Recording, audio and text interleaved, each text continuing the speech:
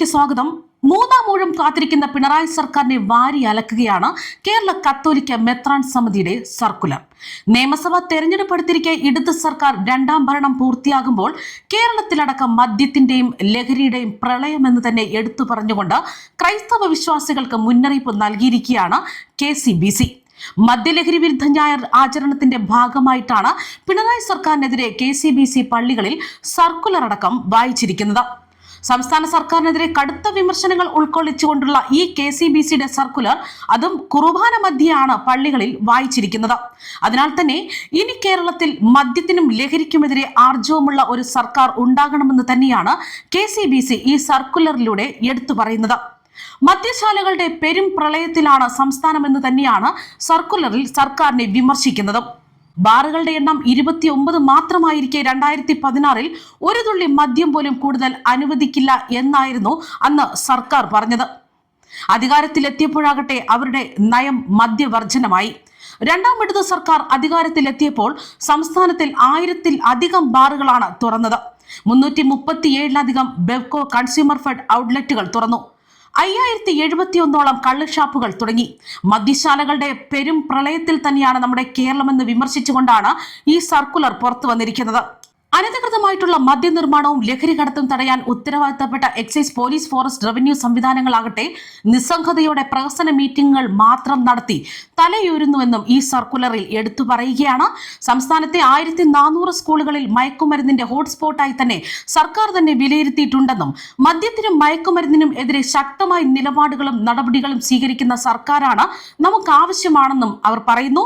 ലഹരിക്കെതിരെ ശക്തമായ നിലപാടെടുക്കാൻ ആർജവമുള്ള ഒരു ഭരണ സംവിധാനം സംസ്ഥാനത്തുണ്ടാകണം എന്ന് തന്നെയാണ് ഈ സർക്കുലറിൽ എടുത്തു പറയുന്നത്.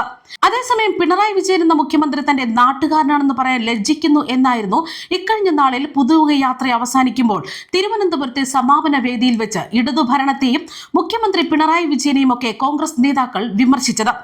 10 വർഷത്തെ ഇടതുഭരണത്തിലൂടെ കേരളം നശിച്ച നാശത്തിന്റെ ഗർത്തത്തിലേക്ക് വീഴുകയാണ് എന്നായിരുന്നു സുധാകരൻ MPയും വ്യക്തമാക്കിയത്. പിണറായി വിജയൻ എന്ന മുഖ്യമന്ത്രി തന്റെ നാട്ടുകാരനാണെന്ന് പറയാൻ ലജ്ജിക്കുന്നുവെന്നും കഴിവും പ്രാപ്തിയുമില്ലാത്ത മുഖ്യമന്ത്രിയാണ് പിണറായി എന്നും അദ്ദേഹത്തിന് രാഷ്ട്രീയ കാഴ്ചപ്പാടില്ല എന്നുമായിരുന്നു സുധാകരൻ ആരോപിച്ചത്. 10 വർഷത്തെ കേരളത്തിന്റെ ദുർഭരണം അവസാനിപ്പിച്ച് 100 സീറ്റോടെ UDF അധികാരത്തിൽ വരുമെന്ന് തന്നെയാണ് രമേശ് ചെന്നിത്തലയും വ്യക്തമാക്കിയത്. നാട് മുടിച്ച ഭരണമാണ് കേരളത്തിലേത്. എത്ര പരസ്യം നൽകിയാലും മിസ്റ്റർ പിണറായി വിജയൻ നിങ്ങൾക്ക് നിങ്ങളുടെ മുഖം നന്നാക്കാൻ കഴിയില്ല എന്നതാണ് യാഥാർത്ഥ്യമെന്നും രമേശ് ചെന്നിത്തല കൂട്ടിച്ചേർത്തിരുന്നു. 10 കൊല്ലം കേരള ജനതയെ ഭരിച്ചു മുടിച്ച സർക്കാരിന്റെ പടിയിറക്കം കാത്തു നിൽക്കുകയാണ് കേരളത്തിലെ ജനതയൊന്നാകെ എന്നായിരുന്നു KC വേണുഗോപാലും വിമർശിച്ചത്.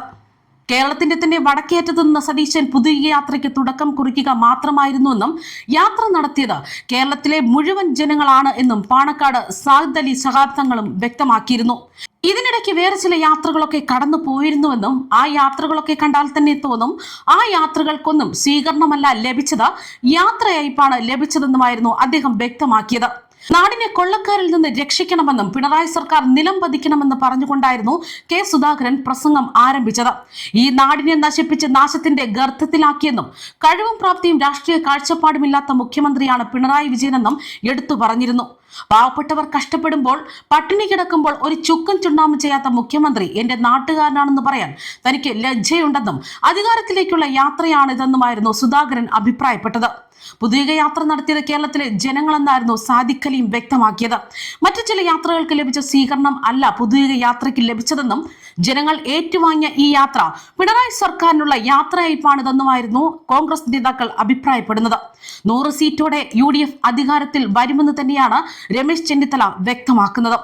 സാധാരണക്കാരുടെ ജീവിതം അനുദിനം കഷ്ടത്തിലാവുകയും യുവാക്കൾക്ക് തൊഴിൽ ഇല്ലാത്ത സാഹചര്യവും സ്ത്രീകളുടെ സുരക്ഷിതത്വം ഉറപ്പാക്കാൻ സാധിക്കാത്ത ഒരു സർക്കാർ തന്നെയാണ് ഇതെന്നും ഇവർക്കെതിരെ ജനരോക്ഷം ഉയരുമെന്നാണ് കോൺഗ്രസ് നേതാക്കൾ വ്യക്തമാക്കുന്നത്. കണ്ണഞ്ചിപ്പിക്കുന്ന കോടികളുടെ എത്രത്തോളം പരസ്യം കൊടുത്താലും മുഖ്യമന്ത്രി പിണറായിയുടെ മുഖം നന്നാക്കാനാകില്ല എന്ന് തന്നെയാണ് കോൺഗ്രസ് നേതാക്കൾ അഭിപ്രായപ്പെടുന്നത്. ഈ അഴിമതി ഭരണം അവസാനിപ്പിക്കാൻ ജനങ്ങൾ കാത്തിരിക്കുകയാണ് എന്ന് തന്നെയാണ് കോൺഗ്രസ് ചൂണ്ടിക്കാട്ടുന്നത്. ശബരിമല സ്വർണ്ണക്കൊള്ള കേസിൽ ശബരിമലയിൽ ഇനി വല്ലതും ബാക്കിയുണ്ടോ എന്ന സുപ്രീം കോടതിയുടെ ചോദ്യം ഉയർത്തിയായിരുന്നു KC വേണുഗോപാലും സംസാരിച്ചത്. ഖജനാവിൽ ഇനി വല്ലതും ബാക്കിയുണ്ടോ എന്നാണ് കേരളത്തിലെ ജനങ്ങൾ പിണറായി സർക്കാരിനോട് ചോദിക്കുന്നത്. പണമില്ലാതെ ഇങ്ങനെ വെറുതെ പ്രഖ്യാപനം നടത്താൻ പിണറായിക്ക് നാണമുണ്ടോ എന്നുമായിരുന്നു കോൺഗ്രസ് നേതാക്കൾ ചോദിക്കുന്നത്. News desk true TV.